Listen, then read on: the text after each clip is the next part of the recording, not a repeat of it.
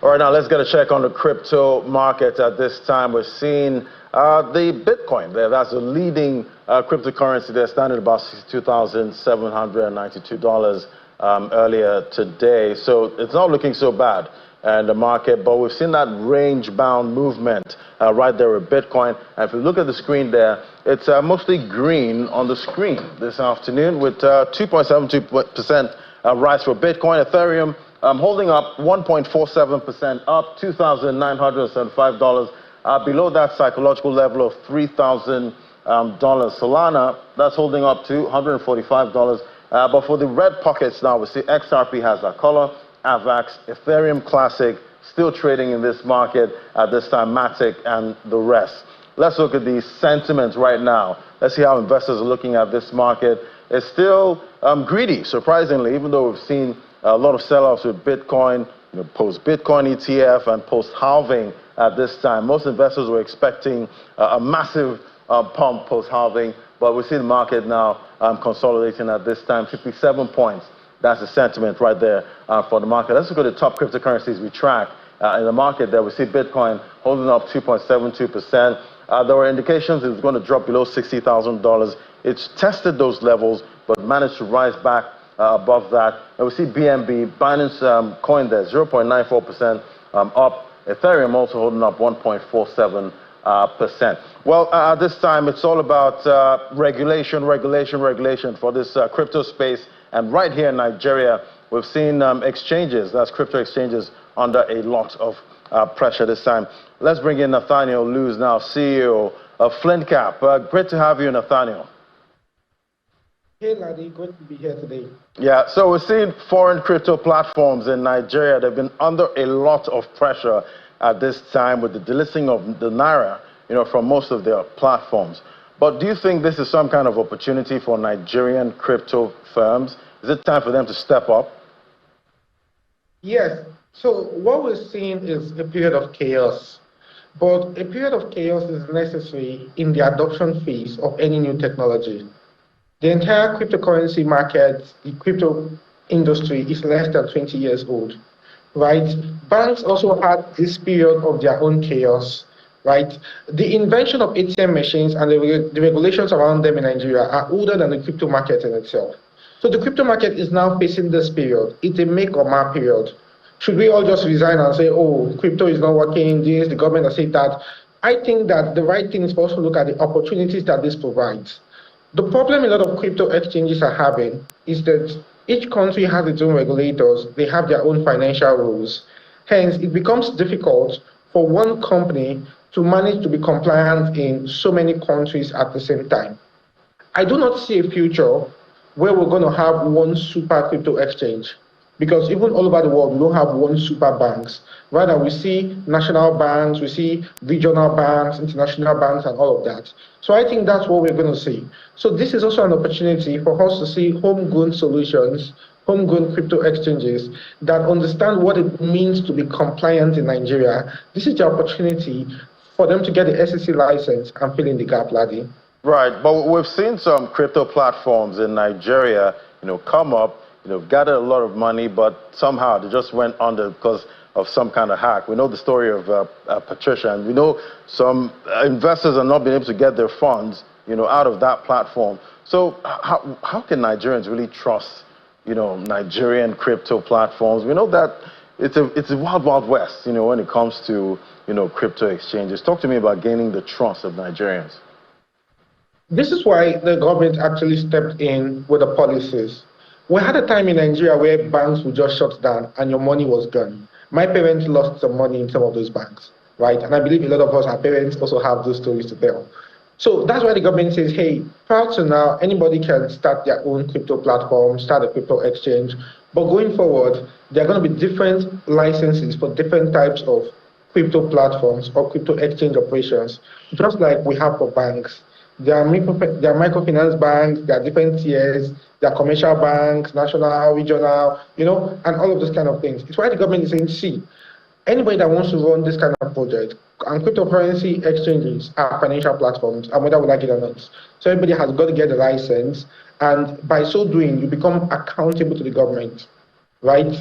In fact, I think it's because we do not yet have that in place. That's why we're seeing all of this chaos, the back and forth. If the CBN has a problem with some banks, they don't do a press statement. They call those banks to a roundtable. So we need something like that also in the crypto market in Nigeria. Right. All right. Let's look at Bitcoin technology now. It's over 10 years since Bitcoin came into existence. Talk to me about how much Bitcoin, the technology, has contributed to traditional banking and the world today in general.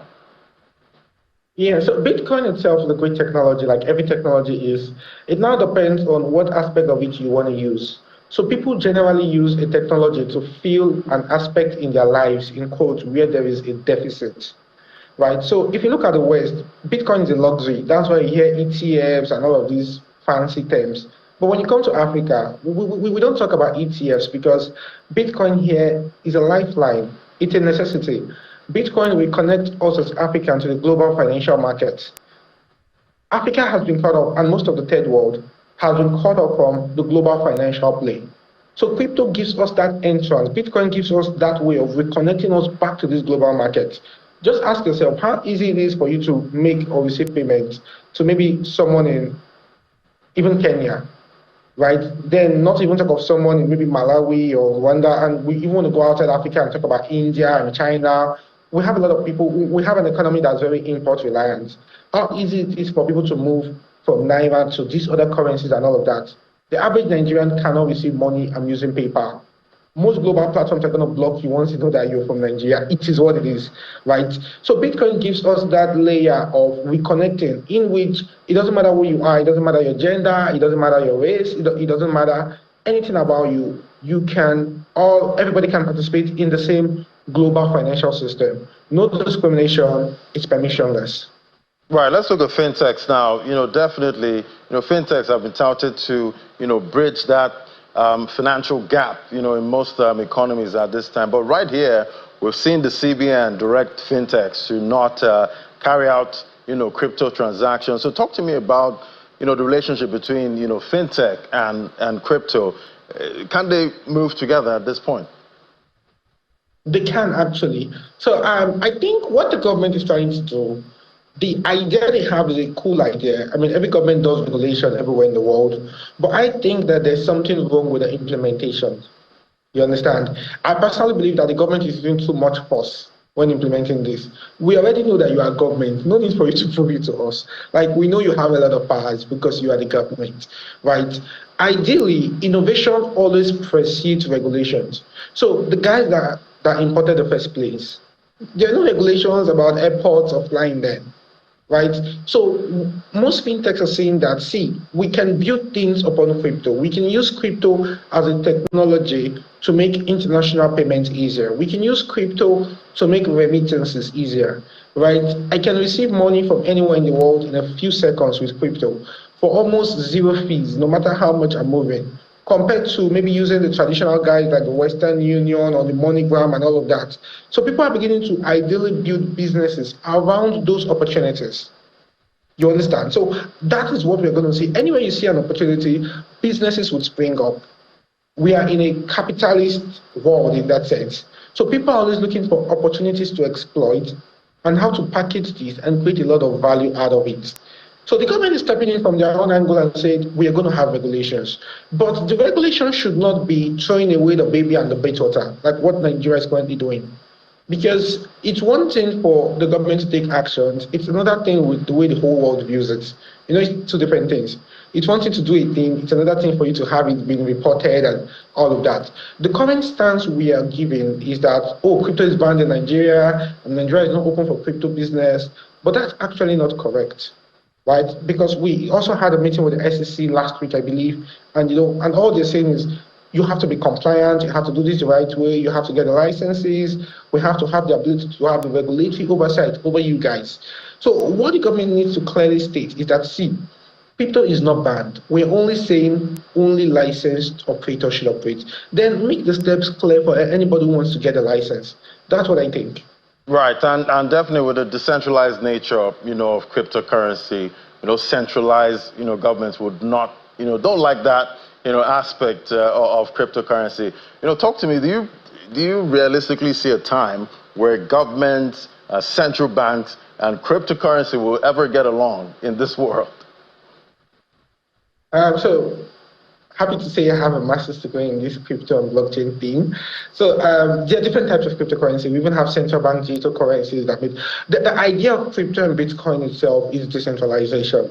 Now, that the cryptocurrency is decentralized does not mean that the platforms are decentralized, right? So, for instance, Binance is not decentralized. You mentioned Patricia's Flinker, which I'm the CEO, is not decentralized. These are companies that are built around the technology. You understand? It's just like the way we have companies built around satellite technology, around radio technology, right? So it's the goal of the government to regulate these companies, not attacking the core of the technology itself.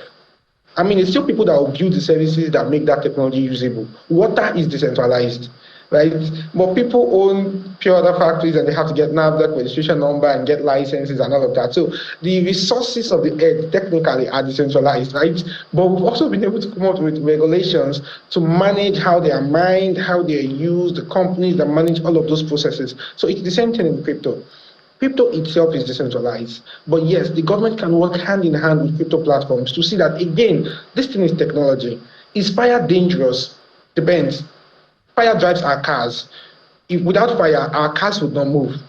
Do you understand? So is water dangerous? Depends on how you use it. Water could cause flooding and could also give us electricity. So it's the same thing with every technology, including cryptocurrency. Right. Definitely not easy, regulating new technology. Thank you so much, Nathaniel Liu, CEO of FlameCap. Thank you. Thank you, Adam. All right, that's the show today. You can visit channelcv.com for more updates. You can also watch this again on our YouTube channel. I'm Ladi Williams from the team right here at Channels HQ. It's bye for now.